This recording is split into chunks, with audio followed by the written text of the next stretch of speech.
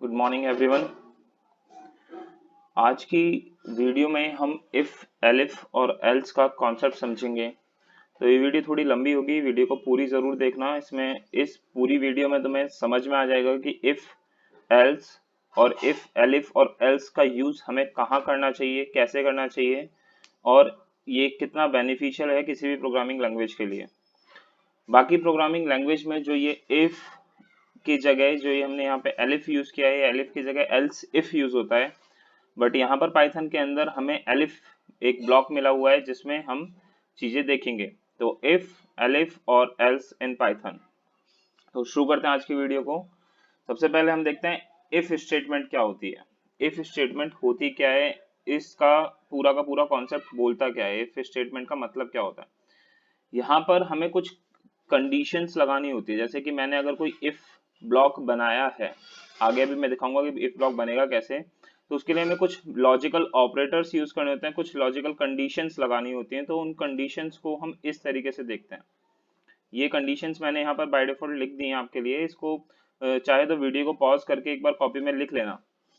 अगर मुझे कहीं भी दो चीजों को इक्वल चेक करना है, मैं चाहता हूं कि कोई भी दो चीजों को कंपेयर करना, कि जैसे a इक्वल है b के, तो मैं डबल इक्वल का साइन यूज करूंगा वहां पर। ठीक है ना। अगर मैं कोई भी दो चीजों को कंपेयर करना चाहता हूं, फॉर एग्जांपल a की वैल्यू 4 है, जैसे कि हमने लास्ट वेरिएबल की वीडियो में देखा था कि हम किसी भी वेरिएबल में कोई भी वैल्यू असाइन कर सकते हैं।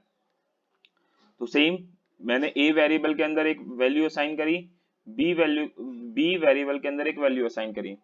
अब मैं चाहता हूं कि इन दोनों वेरिएबल्स की वैल्यू को कंपेयर करना। तो मैं यहाँ पर सबसे पहले इफ स्टेटमेंट लगाऊंगा। मुझे यहाँ पर कंपैरिजन करना है तो इफ स्टेटमेंट लगाया और यहाँ पर एक कंपैरिजन का साइन लगाया, डबल इक्वल। तो a double equal to b, मतलब a और b एक दूसरे के बराबर हैं या नहीं।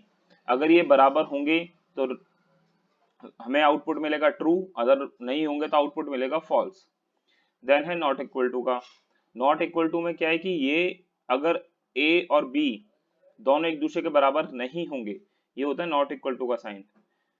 अगर ये दोनों बराबर नहीं होंगे तो हमें रिटर्न होगा ट्रू, मतलब अगर a is not equal to b है तो हमें मिलेगा ट्रू, कंडीशन सही हो गई।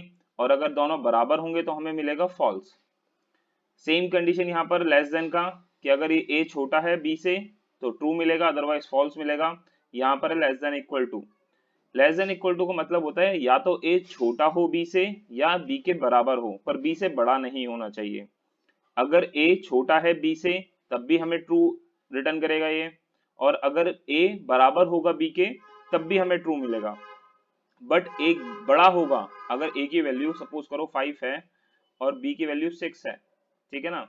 a की वैल्यू 5 है और b की वैल्यू 6 है, तो हमें क्या मिलेगा, ट्रू आउटपुट मिलेगा। अगर यही a की वैल्यू 8 होती और b की होती 6, तो ये हमें क्या रिटर्न करेगा, फॉल्स रिटर्न करेगा। ठीक है।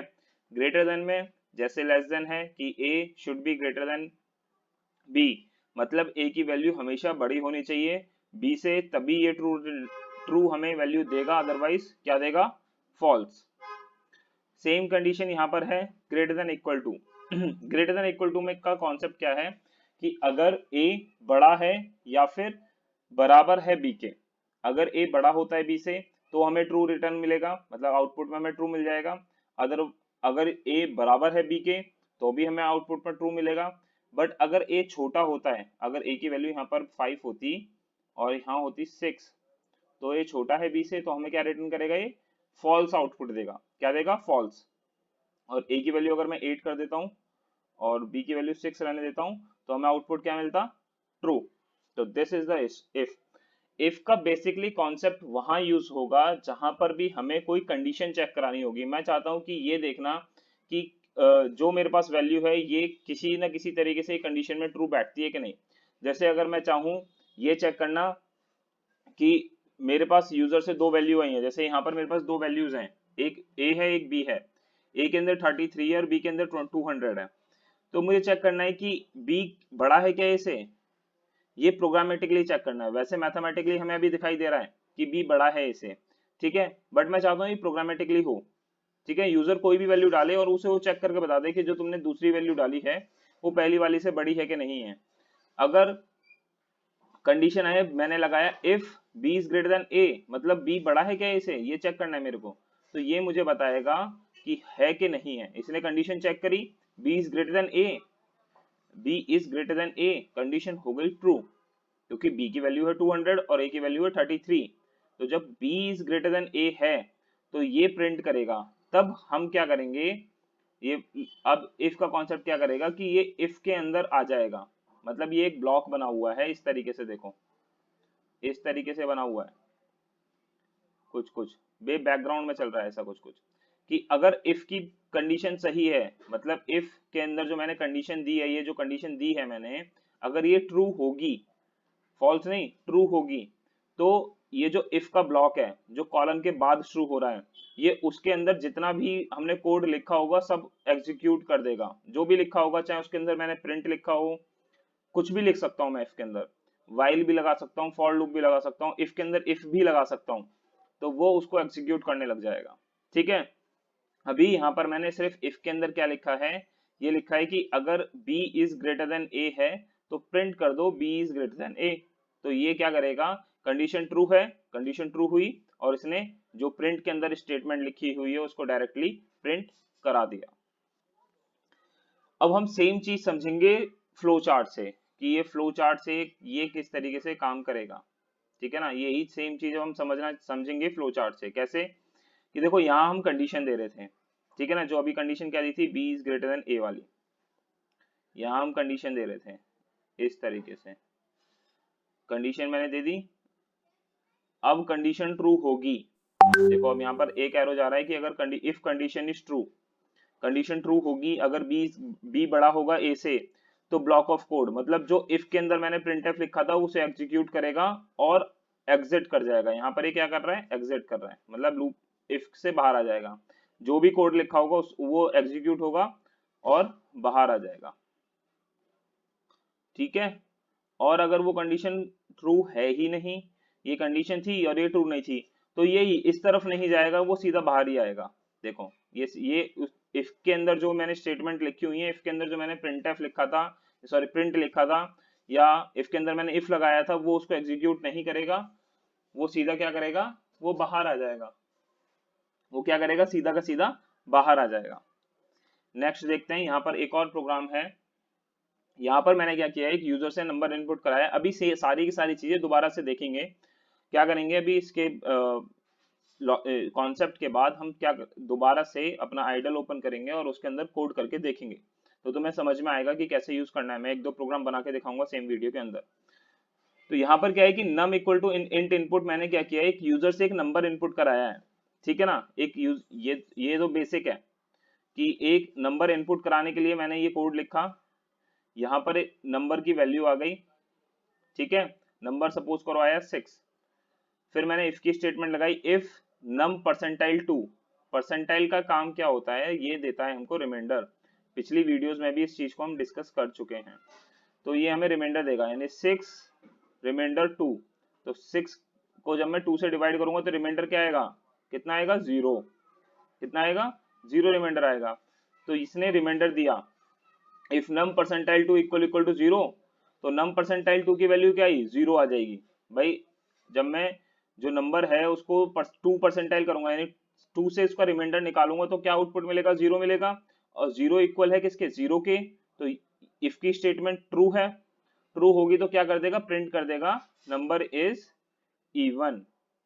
अगर यही चीज होती, ये फॉल्स होता, अगर नंबर परसेंटाइल 2 करने पर उसका आउटपुट 0 की जगह कोई और नंबर आता, जैसे 7 को मैं 2 से परसेंटाइल करता हूं, ठीक है, तो आउटपुट क्या आएगा, 1 आएगा। मतलब जब मैं 7 को डिवाइड करूंगा 2 से, तो रिमाइंडर कितना बचेगा मेरे पास, 1 बचेगा। तो यहाँ पर क्या आउटपुट आता, 1 आता। तो यहाँ ये कंडीशन क्या हो जाती, 1 इक्वल इक्वल टू 0 है, नहीं, 1 इक्वल इक्वल टू 0 नहीं है। तो ये जो प्रिंट की स्टेटमेंट है जो इफ के अंदर मैंने लिखी हुई है, ये वर्क नहीं करेगी, ये वर्क नहीं करेगी। नेक्स्ट देखते हैं, अब देखते हैं एल्स। एल्स का क्या काम है, अभी हम देख रहे थे कि अगर इफ की कंडीशन फॉल्स हो जाती है, अगर इफ की कंडीशन फॉल्स हो जाती है तो वहां पर वो डायरेक्ट एग्जिट कर रहा था, तो यूजर को पता ही नहीं चलेगा। जैसे अगर सपोज करो मैंने कोई नंबर डाला, जैसे अभी पिछला वाला कोड था, यहाँ पर मैंने देखा कि जब जो रिमाइंडर आ रहा है वो 1 आ रहा है, तो यहाँ पर कुछ हो ही नहीं रहा है, बस उसने अगर अगर 0 आता है तो प्रिंट करा देता है, अदरवाइज कुछ नहीं होगा। तो यहाँ पर एक और चीज आती है, रोल में एक और चीज आती है सामने, वो होती है एल्स ब्लॉक। एल्स ब्लॉक क्या करता है कि जब इफ ब्लॉक की कंडीशन फॉल्स होगी, मैंने इफ में कंडीशन दी, ठीक है ना, A B is greater than A वाली, पिछले वाला प्रोग्राम पे फिर से आ जाता है, मैंने ये कंडीशन दे दी B is greater than A, तो अगर ये कंडीशन ट्रू है तो इफ के अंदर जो सारी चीजें लिखी हुई थी वो तो चली जाएंगी, कोई इशू ही नहीं है, और ये सीधा फिर उसके बाद क्या करेगा, एग्जिट कर जाएगा। अगर कंडीशन फॉल्स हुई तो, कंडीशन फॉल्स होगी तो यहाँ पर हमने एक और ब्लॉक बनाया है, उसे हम बोलते हैं एल्स ब्लॉक। उस एल्स ब्लॉक के अंदर जो भी कोड लिखा होगा वो रन करेगा और ये एग्जिट कर जाएगा। अब देखो, या कंडीशन ट्रू होगी तो इफ वाला ब्लॉक चलेगा, और कंडीशन फॉल्स होगी तो एल्स वाला ब्लॉक चलेगा। दोनों एक साथ नहीं चलेंगे कभी भी, कि ऐसा नहीं होगा कि इफ भी चल रहा है और एल्स भी चलेगा। कंडीशन ट्रू होगी तो इफ, फॉल्स होगी तो एल्स। ये इसको मैंने फ्लो चार्ट के थ्रू समझाने की कोशिश करी है कि देखो यहाँ पर कंडीशन दी है, कंडीशन ट्रू होती है तो इफ के, यानी इफ ब्लॉक का मतलब है इफ के अंदर जो भी प्रोग्राम की स्टेटमेंट लिखी हुई है, जैसे कि हमने उसमें लिखा हुआ था प्रिंट में नंबर इज इवन, या फिर उससे पहले वाले प्रोग्राम में हमने लिखा था number B is greater than A, तो वो जो लिखा हुआ है वो रन करेगा, वो शो करा देगा, डिस्प्ले करा देगा। एल्स में क्या होगा, अगर ये कंडीशन फॉल्स हो जाती है तो एल्स में क्या होगा, जो भी हमने एल्स ब्लॉक के अंदर चीजें लिखी होंगी वो उसको डिस्प्ले कराएगा। प्रोग्राम में देखते हैं, देखो ये रहा, यहाँ ये इफ और एल्स इस तरीके से रखते हैं। इफ की कंडीशन दी है और यहाँ पर block of statement, block of statement का मतलब है जैसे ये लिखा हुआ है ना, print you are eligible to vote, this is a block of statement. फिर मैंने दिया एल्स, एल्स में मैंने लिखा अनदर ब्लॉक ऑफ स्टेटमेंट, मतलब एल्स ब्लॉक की स्टेटमेंट, ये जो प्रिंट यहाँ पर एल्स के अंदर आया है इसे बोलेंगे ब्लॉक ऑफ स्टेटमेंट। यहाँ पर मैंने यूजर से उसकी एज इनपुट कराई है, यूजर अपनी एज डाल देगा। अब उसने डाला 24 सपोज करो, तो age is greater than equal to 18, क्या 24 ग्रेटर देन इक्वल है 18 से, 24 बड़ा है 18 से, तो प्रिंट क्या करेगा, you are eligible to vote, क्योंकि यहाँ कंडीशन ट्रू हो गई इसीलिए ये इफ के अंदर आ गया, एल्स में नहीं जाएगा।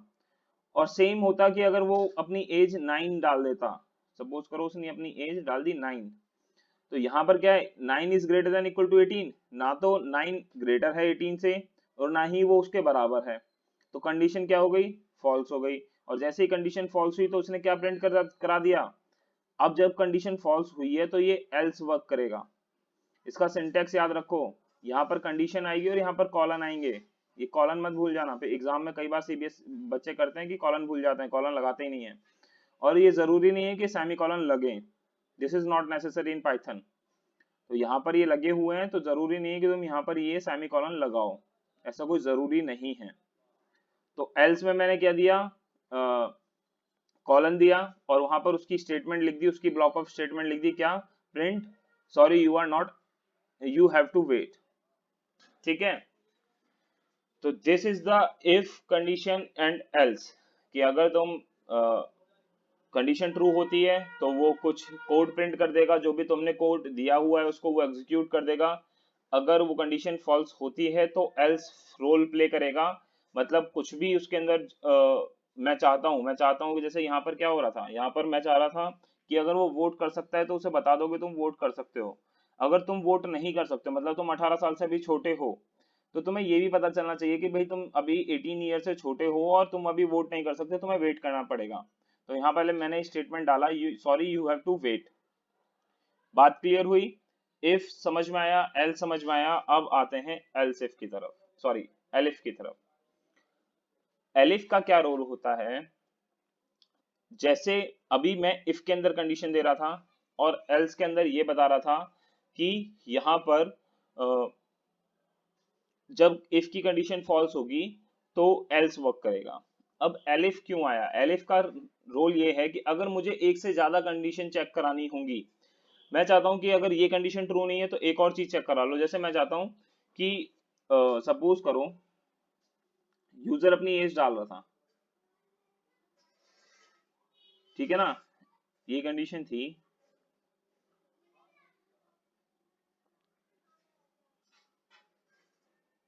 ठीक है, ये कंडीशन थी। तो मैंने क्या बोला कि अगर वो 18 से बड़ा है तो प्रिंट करा दो कि तुम वोट कर सकते हो।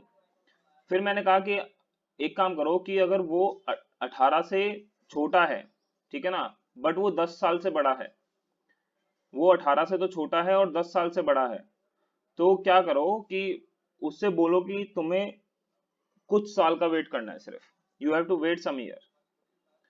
अदरवाइज अगर वो इन दोनों कंडीशन को भी फॉल्स कर देता, मतलब वो 18 से बड़ा भी नहीं था और वो 10 और 18 के बीच में भी नहीं था, तो उसे बोल दो कि नहीं, you are too younger right now, तो तुम अभी बहुत टाइम वेट करना पड़ेगा तुमको वोट करने के लिए। तो मतलब एलिफ का क्या है कि मैं कुछ और कंडीशन चेक कराना चाहता हूँ। जैसे मैं चेक कराना चाहता, यही एक नंबर आता मेरे पास, पहले मैं चेक कराना चाहता अगर ये इवन है, वो नंबर इवन भी नहीं था, फिर मैंने चेक करा कि अगर ये इवन नहीं तो चेक करो क्या ये प्राइम नंबर है, तो मैं एक कंडीशन तो यहाँ पर लगा देता कि ये इवन है, दूसरी यहाँ पर कंडीशन डाल दूंगा कि ये प्राइम है कि नहीं है। अगर वो इवन नहीं है तो ये कंडीशन फॉल्स हो जाएगी, अगर वो प्राइम भी नहीं है तो कंडीशन फॉल्स हो जाएगी, तब उसके बाद एल्स ब्लॉक वर्क करेगा। मतलब अगर इफ भी गलत है, एलिफ भी गलत है, देन एल्स ब्लॉक पर आएगा वो। अगर मैंने एक से ज्यादा एलिफ लगा रखे हैं, एक इफ और एल्स स्टेटमेंट में नंबर ऑफ एलिफ लग सकते हैं, कितने भी नंबर एलिफ लगा सकता हूं मैं, यहाँ पर 2 हैं, तो मैंने अभी इस एलिफ की मैंने कंसिडर ही नहीं किया, तो यहाँ पर इसे चेक किया, इसको चेक किया, दोनों फॉल्स हैं, तब एल्स पे वर्क करेगा। अगर ये कंडीशन कुछ इस तरीके से होती कि ये तीनों के तीनों होते, तो इसको चेक करता ये फॉल्स होगा, तब ये इसके पास आएगा, अगर ये भी फॉल्स है तो ये इसके पास जाएगा, अगर ये भी फॉल्स है तो ये एल्स के पास जाएगा। एक और कंडीशन क्या हो सकती है, ये फॉल्स है तो इसने इसको चेक किया एलिफ 2 को, यानी ये जो एलिफ लगा हुआ है एक्सप्रेशन 2 जिसमें लिखा हुआ है, इसने इसको चेक किया, अगर ये ट्रू है तो ये इसको एग्जीक्यूट करेगा, मतलब इसके स्टेटमेंट जो भी लिखी होंगी प्रिंट के अंदर जो कुछ भी लिखा हो वो उसको एग्जीक्यूट करेगा और बाहर आ जाएगा सीधा, फिर ना वो इस एलिफ पे जाएगा ना वो एल्स पर जाएगा, वो सीधा क्या करेगा, एग्जिट करेगा। ठीक है, अगर ये भी फॉल्स होता, ये ट्रू होता, तो ये इसको एग्जीक्यूट करता और सीधा एग्जिट कर जाता, फिर वो एल्स ब्लॉक पे नहीं जाएगा। अगर इन चारों में से एक भी ट्रू, इन तीनों में से एक भी ट्रू होगा तो एल्स ब्लॉक पे नहीं जाएगा, तीनों में से अगर एक भी ट्रू है तो एल्स ब्लॉक पे नहीं जाएगा, अगर तीनों के तीनों फॉल्स होंगे तभी हम एल्स ब्लॉक पे जाएंगे। बात समझ में आई? तो ये इसका फ्लो चार्ट है, फ्लो चार्ट अभी हम पीछे डिस्कस कर ही चुके हैं, ये इसका एक छोटा सा प्रोग्राम। अब इस प्रोग्राम को हम आइडल में बना के देख लेते हैं इनको, और देखते हैं कि हमें क्या चीजें समझ में आई हैं।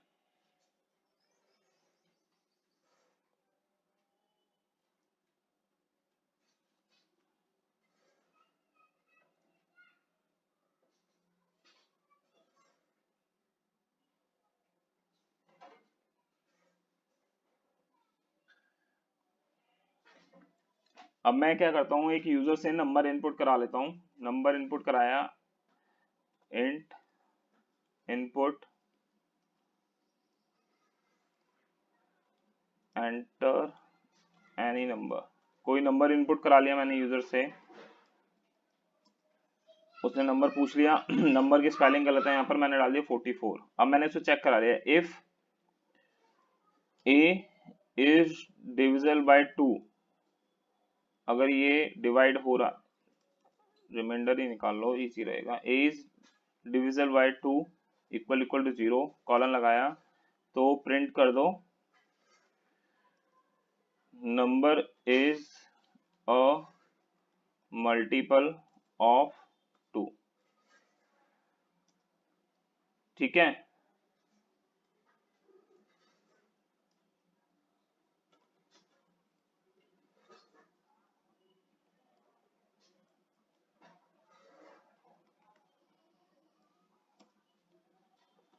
प्रिंट नंबर इज नॉट अ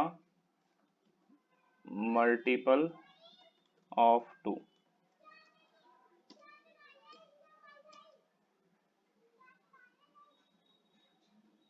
है, ए तो डिफाइन ही नहीं किया था, नंबर था वो, यहाँ पर लिख देते हैं नम, NUM, क्योंकि हमने नंबर यूजर से इनपुट कराया था। तो ये आ गया क्या, नंबर इज मल्टीपल ऑफ 2। क्या हुआ, यहाँ पर मैंने ए नहीं लिया था, एक वेरिएबल जो था नम वेरिएबल था, इसलिए एरर दे रहा है। यहाँ पर क्या हुआ है, नम परसेंटाइल 2 किया, नम मैंने यूजर से डलवाया 44 परसेंटाइल 2 किया, वो 0 है। अगर 44 का रिमाइंडर निकालोगे अगर तुम 2 से, तो क्या आएगा, 44 कंप्लीटली डिविजिबल है 2 से 22 टाइम्स, तो 0 आएगा रिमाइंडर। तो उसने प्रिंट कर दिया नंबर इज मल्टीपल ऑफ 2।